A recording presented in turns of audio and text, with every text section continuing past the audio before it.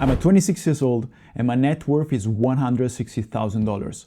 And in this video, I don't really want to talk about the number itself, which I think is not that important, but I want to talk about what led me to that number. The reason why I'm making this video is because I keep seeing on YouTube videos like this, where people talk about their net worth. But the problem is that they are people who are already rich or already famous. So I don't really relate to them. And I think the same happens to you. I want to make a video from the perspective of a normal guy who just had a normal life. I went to high school, I went to university, and I built my wealth from my paycheck, from just a normal paycheck of a 9-to-5 job in the office. That's it. So let's stop talking about this and let's go over the actual numbers from my Google spreadsheet. Okay, so as you can see, this is my portfolio and I started tracking it 1.5 years ago. That was the 1st of March 2025. And back then I had $111,000. Whereas now I have almost $160,000. You can see the chart over here. It's growing over time, especially this is the total. Especially thank you to the stocks. Especially in this last period, is growing is getting a lot of money. If I go back to the stocks, this is very interesting because we always hear this thing about compounding interest, but I don't really see it from my broker. But when I keep track of my portfolio here on Google spreadsheet, I can see it really, where the red and the blue line, well, the red is the money I just put in the stock market out of my pocket, and the blue line is what my portfolio is worth in the stock market.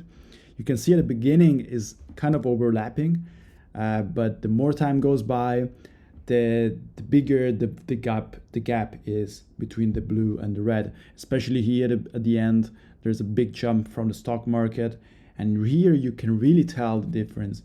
The gap is getting more and more wider.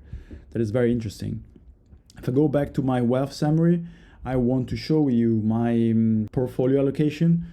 Right now, I have a lot of money to stocks, but also, which is 68.5%, but also have a lot of money in cash. If we go back here, I started with a lot of cash. I used to have 46,000 euros, which is pretty much $60,000. And now I have 40,000 euros, which is $50,000. So it's slowly declining, as you can see from the chart, a little bit, especially on the last period. And the reason is very simple. I don't think this is the most effective way to invest into the stock market, but this is the strategy that works the best for me, because in case the market goes down, especially now that the valuation is quite high, it's possible that it could happen from now into 2-5 years, and nobody knows when. But in case it does, if it goes down, I'm happy because I can invest more, and I'm prepared to it because I have quite a lot of cash. And if the market never goes down, I'm still happy because I still invest every month in the stock market, and I have a lot of money in the stock market, which are 100,000 euros, which is $130,000. So I don't really mind. So I'm gonna be happy whether the market goes up or down. It doesn't matter. Of course, if I had all the money invested in the stock market and the market goes up, of course, I'm gonna make more money. But what if the market goes down? I cannot predict when this is gonna happen. So I wanna be prepared in case this happens. And I don't mind if this never happens. I really don't mind about, like right now, I could think like I wasted so much money because I didn't invest all my cash back in 2025. I don't really believe in this because what if the market went down? I couldn't know this. So I'm happy about the way it's going right now. And that's all from my Google spreadsheet. Now, I know a lot of friends who earn even more money than me, but still they have less savings. And the reason is that they follow no principles, they have no discipline when it comes to money. I follow two systems. So the first one is that everybody knows about it. And essentially, you have two bank accounts. The first one, you get your paycheck and you don't touch it. And the second one, you get the money from the first bank account and you use it for your living expenses. And that one you use. But this has some problems, this system. And that's why I think it's important to have a second system that also is part of the first system, so they go along together. Essentially, it's about the ROI, which is the return of investment. I think it's a very important principle to apply in every area of your life. So essentially, for every money you spend, it doesn't matter if it's $1 or $10,000, you are gonna ask to yourself this question: is it worth spending this money?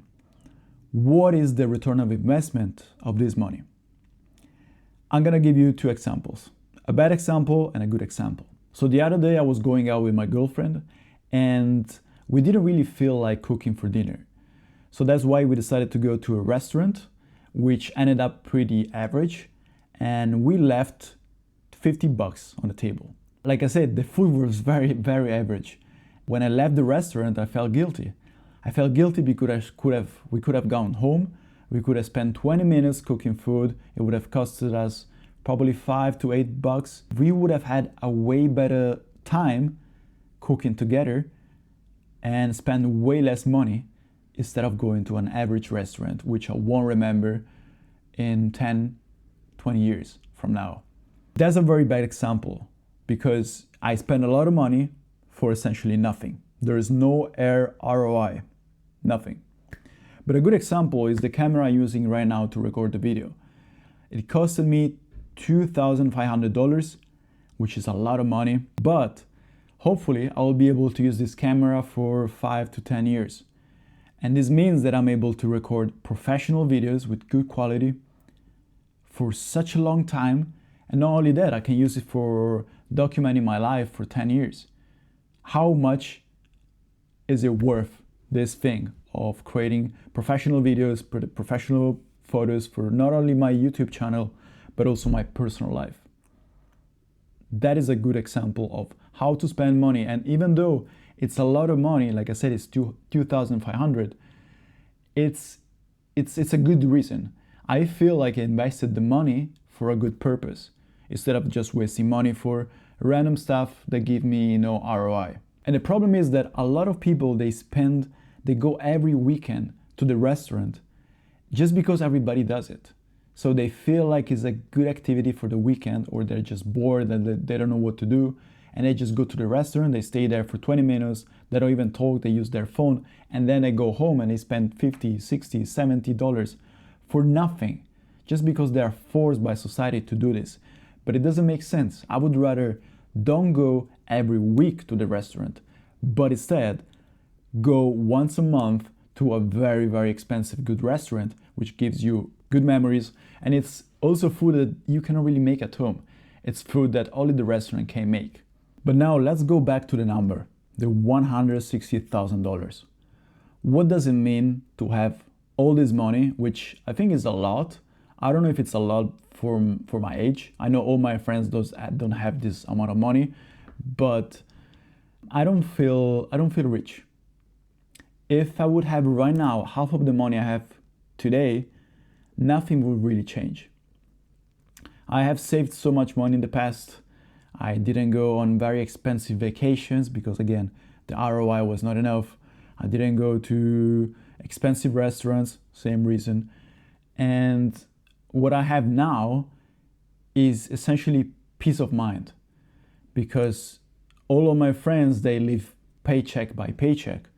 Whereas for me, I go to sleep, and when I go to sleep, I feel like okay with myself because I'm ready for the future. If something bad happens to me, if tomorrow my car breaks, my bike breaks, something breaks in my house, I'm able to cover that with no problem.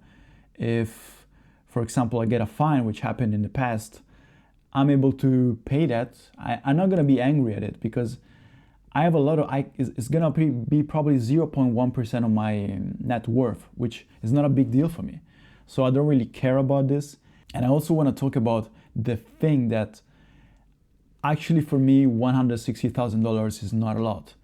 And I think that we shouldn't compare this amount of money with how much money a friend of mine makes, or another person makes, or a person I see on YouTube makes, because I think that the money we have, or what defines us rich, as rich compared to as poor person, is what we're looking for in life. What is the goal?